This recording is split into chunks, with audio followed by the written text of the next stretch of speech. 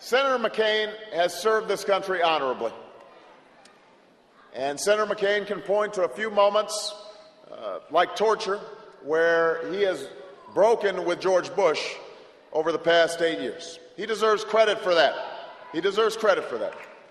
But when it comes to the economy, when it comes to the central issue of our time, the central issue of this election, the plain truth is that John McCain has stood with this president every step of the way.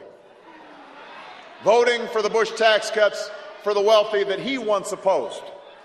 Voting for the Bush budgets that spent us into debt. Calling for less regulation 21 times just this year. Those are the facts.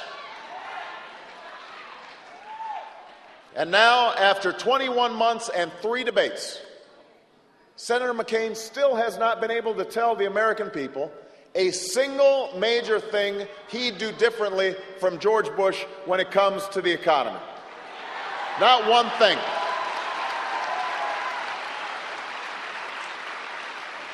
Senator McCain says we can't spend the next 4 years waiting for our luck to change. But you understand that the biggest gamble we can take is to embrace the same old Bush-McCain policies that have failed us for the last 8 years.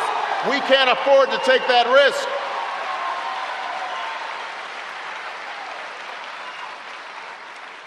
It's not change when John McCain wants to give a $700,000 tax cut to the average Fortune 500 CEO.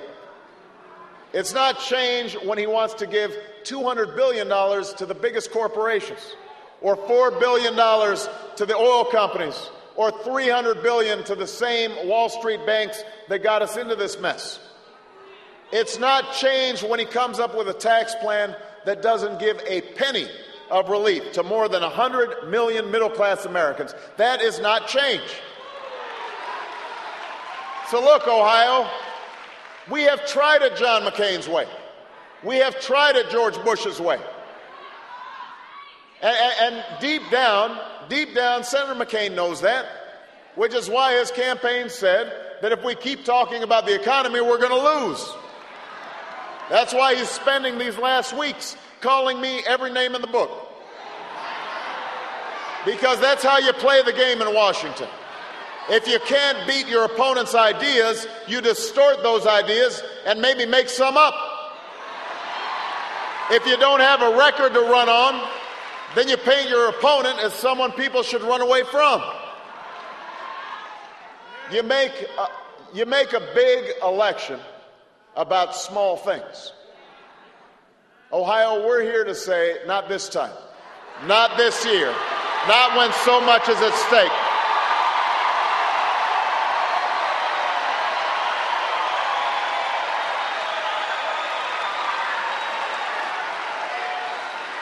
John McCain might be worried about losing an election, but I'm worried about Americans who are losing their homes and their jobs and their life savings. I can take one more week of John McCain's attacks, but this country can't take 4 more years of the same failed politics and the same failed policies. It's time to try something new.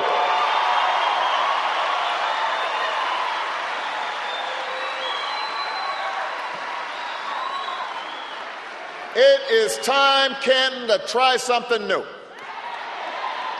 The question in this election is not, are you better off than you were 4 years ago? We all know the answer to that.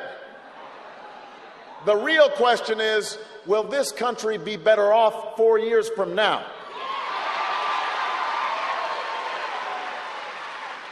I know these are difficult times. They're difficult times for Ohio. They're difficult times for America. But I also know that we've faced difficult times before. The American story has never been about things coming easy. It's been about rising to the moment when the moment was hard. It's about seeing the highest mountaintop from the deepest of valleys. It's about rejecting fear and division for unity of purpose.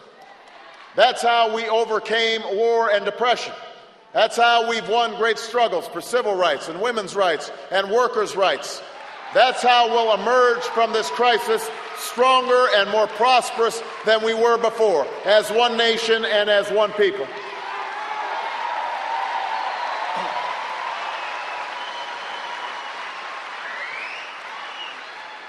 Remember, we still have the most talented, most productive workers of any country on earth.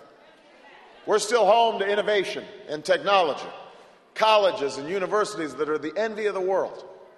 Some of the biggest, brightest ideas in history have come from our small businesses, in the back of somebody's garage, in our research facilities. So there's no reason we can't make this century another American century. We just need a new direction. We just need a new politics. Now, understand, I don't believe that government can or should try to solve all our problems. You don't believe that either. But I do believe that government should do that which we cannot do for ourselves. Protect us from harm. Provide a decent education for all children.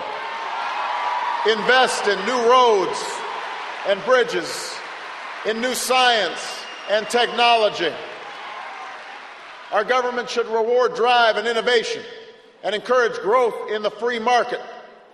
But it should also make sure businesses live up to their responsibility to create American jobs and look out for American workers and play by the rules of the road.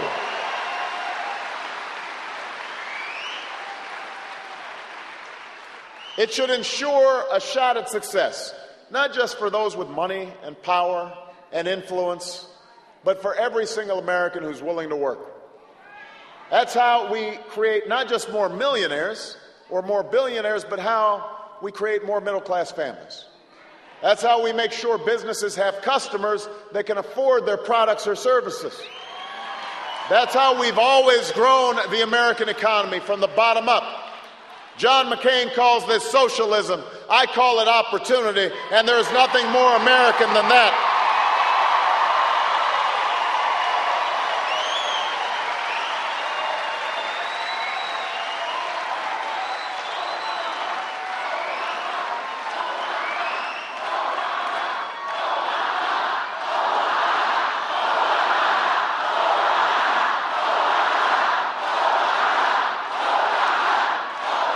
Thank you. Look, if we want to get through this crisis, we need to get beyond the old ideological debates and divides between the left and the right. We don't need bigger government or smaller government. We need better government. We need a more competent government. We need a government that upholds the values we hold in common as Americans. We don't have to choose between allowing our financial system to collapse and spending billions of dollars of taxpayer money to bail out Wall Street banks. As president, I will ensure the financial rescue plan helps stop foreclosures and protects your money instead of enriching CEOs.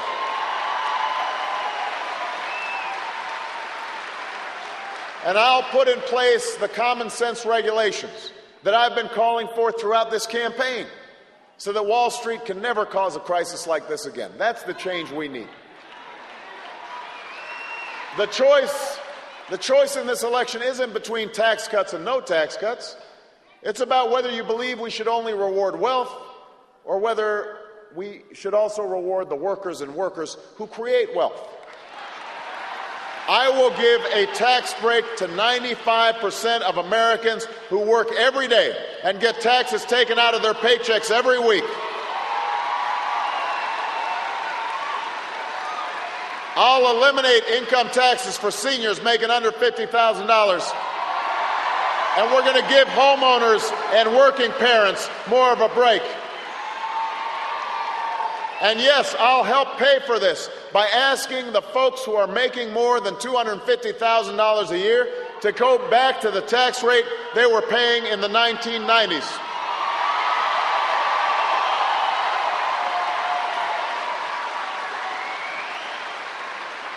No matter what John McCain may claim, here are the facts. If you make under $250,000 a year, you will not see your taxes increase by a single dime. Not your income taxes, not your payroll taxes, not your capital gains taxes, no taxes. Because the last thing we should do in this economy is raise taxes on the middle class. And we have been saying that throughout this campaign.